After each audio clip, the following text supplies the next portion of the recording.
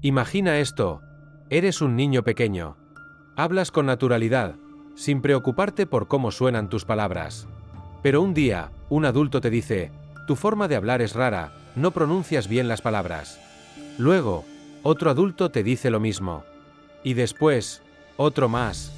Poco a poco, comienzas a pensar que realmente hay algo mal en ti. Las palabras se quedan atascadas en tu garganta, sientes miedo de hablar. Y lo peor es que antes nunca habías tenido este problema. Esto no es una pesadilla.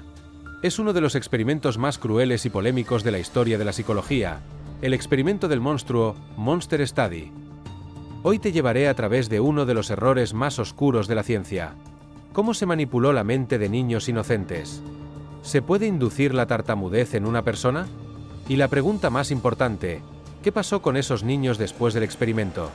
El inicio del experimento, ¿es la tartamudez una enfermedad? Año 1939.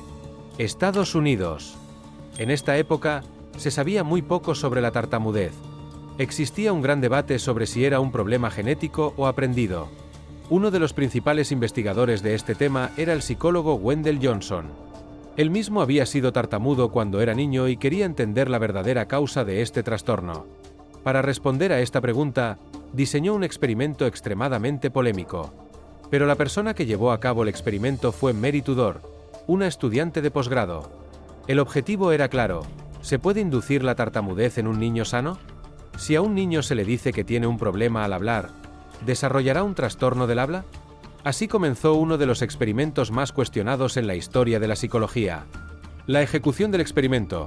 El juego mental con los niños. Para este estudio, 22 niños huérfanos de un orfanato en Iowa fueron seleccionados. Los dividieron en dos grupos.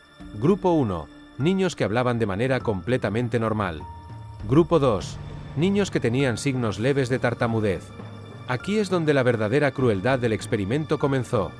A los niños del primer grupo, que hablaban con total normalidad, se les dijo que tenían problemas del habla. No hablas bien, deberías corregirte. Tu forma de hablar es incorrecta, estás tartamudeando. Cada vez que hablas, lo haces mal.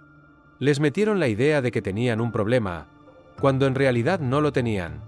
Por otro lado, a los niños del segundo grupo, los que realmente tenían signos de tartamudez, se les dijo lo contrario. Hablas perfectamente, no tienes nada malo.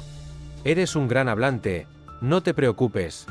El experimento buscaba ver si una persona puede ser condicionada a desarrollar un problema del habla o a superarlo, solo con la sugestión.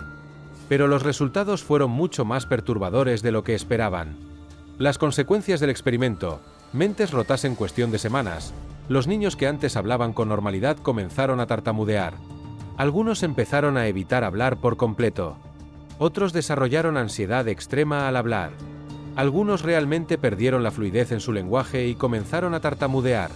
Su confianza quedó destruida. Estos niños, que antes no tenían ningún problema, ahora se sentían inseguros cada vez que intentaban hablar. En el otro grupo, algunos de los niños que ya tartamudeaban mejoraron un poco, porque recibieron apoyo positivo. Pero eso no justificaba el daño causado. El experimento cambió la vida de estos niños para siempre.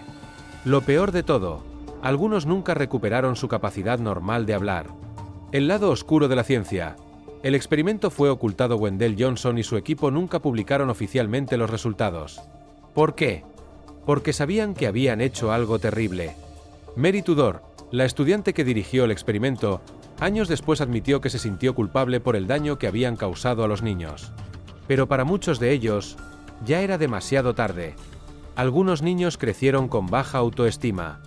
Algunos nunca pudieron superar su trastorno del habla. Otros vivieron con ansiedad social toda su vida. Este experimento fue llamado el experimento del monstruo, porque lo que hicieron no fue ciencia, fue una tortura psicológica. ¿Qué demostró este experimento?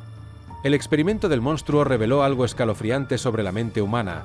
Las palabras pueden cambiar la percepción de una persona sobre sí misma. El miedo y la inseguridad pueden ser implantados en la mente. El daño psicológico puede ser irreversible si se instala en la infancia. Este experimento es un recordatorio de cuán poderosas pueden ser las palabras. Pero también es una advertencia de cómo la ciencia puede cruzar límites peligrosos en nombre del conocimiento. Conclusión: el poder de las palabras y el trauma psicológico. Ahora te pregunto algo. Si alguien te dice constantemente que eres débil, que eres inútil, que nunca lograrás nada, ¿en algún momento comenzarías a creerlo? El experimento del monstruo demostró que una mentira repetida muchas veces puede convertirse en una realidad para la mente humana.